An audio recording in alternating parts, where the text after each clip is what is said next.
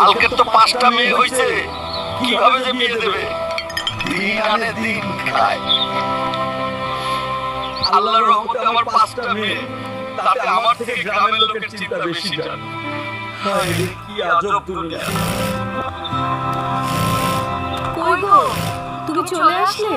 হাত মুখ ধুয়ে নাও, খেতে দেব। বাজারে গেছিলাম চাল আনতে, সারাক্ষণ শুধু আমাদের 5 মেয়েকে নিয়ে গুজব করে।